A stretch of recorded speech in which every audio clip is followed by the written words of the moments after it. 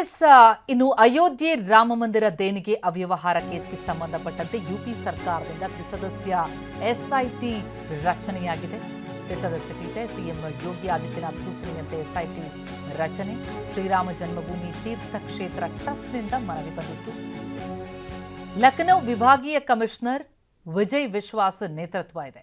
IG Kiran S ಹಣಕಾಸು ವಿಭಾಗದ ವಿಶೇಷ ಕಾರ್ಯದರ್ಶಿ. 7 ದಿನಗಳಲ್ಲಿ ಪ್ರಾಥಮಿಕ ವರದಿ ಸಲ್ಲಿಸುವುದಕ್ಕೆ ಸರ್ಕಾರ ಸೂಚನೆ ಕೊಟ್ಟಿದೆ. ಮಂದಿರ ನಿರ್ಮಾಣಕ್ಕೆ ಕೋಟಿ ದೇಣಿಗೆ ಬಂದಿತ್ತು.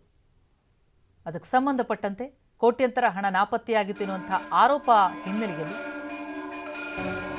ರಾಮ ಜನ್ಮಭೂಮಿ ತೀರ್ಥಕ್ಷೇತ್ರ ಟ್ರಸ್ಟ್ ಮನವಿ ಮಾಡಿಕೊಂಡಿತ್ತು. ಏನಿದು ಅಕ್ರಮ ಪ್ರಕರಣ ಅಂತ ನೋಡ್ತಾ ಹೋದ್ರೆ ಕೋಟಿ ದೇಣಿಗೆ ಬಂದಿತ್ತಲ್ಲ, ಆ ವಿಚಾರ ಇದೆ. ಆ ಹಣ ನಾಪತ್ತೆಯಾಗಿತ್ತು ಅನ್ನುವಂತಹ ಆರೋಪ. ಅಂದ್ರೆ ರಾಮ ಮಂದಿರಕ್ಕಾಗಿ ಬಂದಂತಹ ದೇಣಿಗೆಯನ್ನು ದುರುಪಯೋಗ ಪಡಿಸಿಕೊಳ್ಳಲಾಗಿದೆ ಅನ್ನುವಂತಹ ಆರೋಪ ಬಂತು. ಅವ್ಯವಹಾರದ ಬಗ್ಗೆ ಮಾಜಿ ಲೆಕ್ಕಪತ್ರ ಅಧಿಕಾರಿ ಆರೋಪಿಸಿದ್ರು. ಈ ಬಗ್ಗೆ ಅಖಿಲೇಶ್ ಯಾದವ್ ಕೂಡ ಆರೋಪ ಮಾಡಿದ್ರು. ಹೀಗಾಗಿ ದೇಣಿಗೆ ಅವ್ಯವಹಾರದ ಬಗ್ಗೆ ವರದಿ ಕೇಳ್ತು RSS. ನಂತರ ಟ್ರಸ್ಟ್ ವತಿಯಿಂದಲೂ ಕೂಡ ಮನವಿ ಬಂದಂತಹ ಹಿನ್ನೆಲೆಯಲ್ಲಿ 15 ದಿನಗಳಲ್ಲಿ ಸಂಪೂರ್ಣ ವರದಿ ಸಲ್ಲಿಸುವಂತೆ ಸೂಚನೆ ಹೋಗಿದೆ.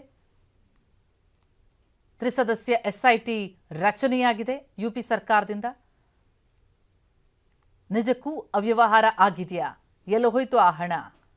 ಆ ಬಗ್ಗೆ ಲಖನೌ ವಿಭಾಗೀಯ ಕಮಿಷನರ್ ವಿಜಯ್ ವಿಶ್ವಾಸ ನೇತೃತ್ವದಲ್ಲಿ ಈಗ ತನಿಖೆಯಾಗುತ್ತೆ. ಎಸ್ಐಟಿ ರಚನೆಯಾಗಿದೆ. ಐಜಿ ಕಿರಣ್ ಎಸ್ ಹಾಗೂ